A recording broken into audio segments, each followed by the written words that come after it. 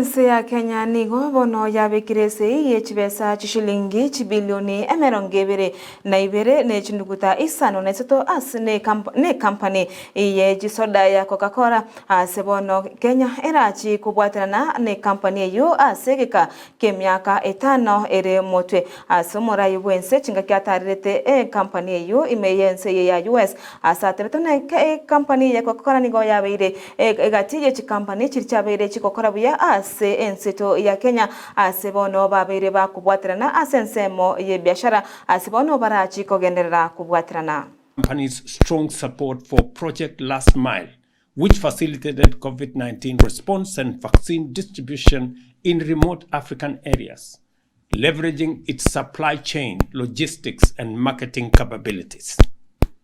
Who knew, for example, that the distribution of soft drink would one day become a health logistics facility?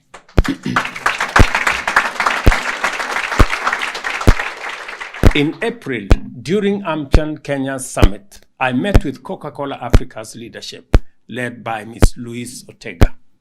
This provided me with the opportunity to acknowledge the company's role and assure its leadership of the government's commitment to policy stability and predictability to foster investment and also assist in their growth.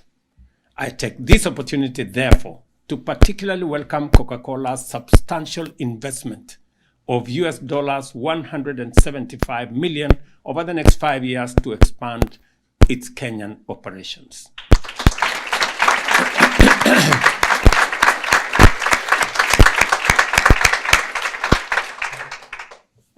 Coca-Cola has been a prominent corporate citizen of our country and Africa, growing as a brand and manufacturing giant while serving as a partner in employment creation, economic development, and emergency response.